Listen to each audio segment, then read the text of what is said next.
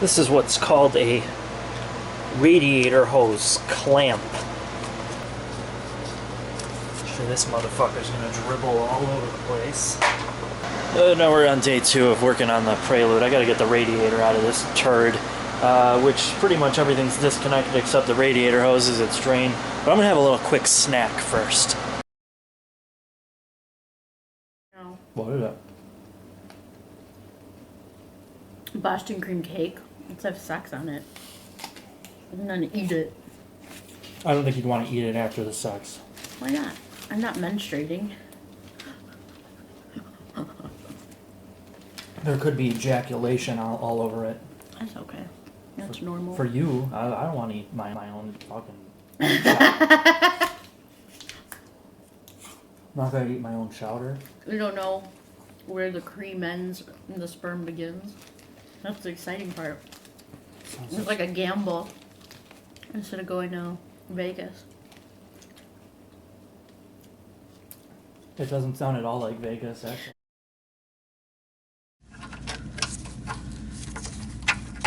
Whoever put this fucking hose clamp on is an idiot. Thing's like 10 sizes too fucking big. Scott, I don't know how you do this, dude. Obviously you have a fucking lift, so you can sit here and lift your arms over your fucking head. Best part about working on cars is, typically, if you're running shit out of your house, you don't have every fucking tool. You have most of your basics, which I feel like I have a lot of tools. But apparently, I don't have a fucking hose clamp tool that will get these cocksuckers off properly. Yeah, it is a transcooler. It's transmission fluid. Interesting. Must run through the radiator. I don't know. Fuck it. So a lot of this is just banging the fucking core support back into place because I'm not going to cut and re-weld this out. So it's just... That's some fucking point. How is there a secondary wiring harness for the condenser fan? So we have the new radiator here. I finally got the old one out. And as I found out, the condenser fan bearings and was pushed in and destroyed, so I had Turbowski get me a brand new shroud and fan assembly, some aftermarket junk here. So I gotta swap that on. And getting the radiator out, you would have thought would have been vastly easy, but of course there were 4 connectors going to the fans and then miscellaneous, as well as these goddamn transmission cooler lines, which are down here, that actually run through the radiator. Here and here, and obviously you have the barbs on the new radiator here, so it was a lot more ridiculous than it should have been, but hey, it's got Bridgestone hoses. Look at that, real tough. You know, Scott asked me if I was going to do any modifications, and I did.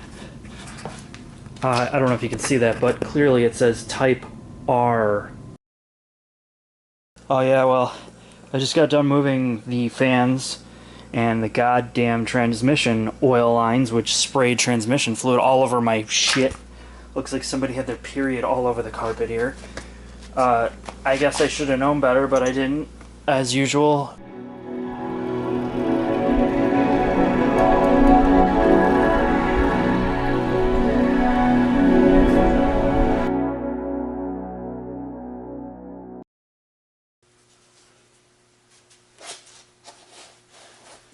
Of course I can't see anything down here. That's a big fucking shock, because I gotta lay on the fucking ground. Can't see a motherfucking thing. Take this fucking 1,000-watt fucking light down here. This is nonsense. This is why if you work on cars like Scott says, ugh, you lose interest real fucking fast. If you want to know what it's like to go to hell, this is it. This is like going to hell. Oh my god, I cannot hold my fucking neck up anymore doing this shit on the fucking ground, man. Holy fuck. Oh, got that one back. I'm sure there's like 3 others I'm missing. There's the fucking transcooler lines.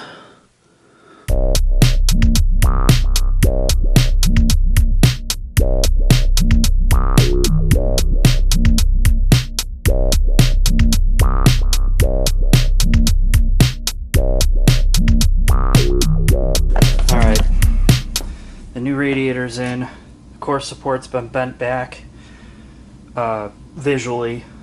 Obviously, it's not going to be perfect, but it should be good enough. Bottle's been bent back. Should be good enough, hopefully, to get the hood closed properly. We'll see. Yeah, so I got the socket on the bleeder here. We're going to crack that thing loose, hopefully. There we go. Shouldn't need to crack it. I mean, it's got a nice little,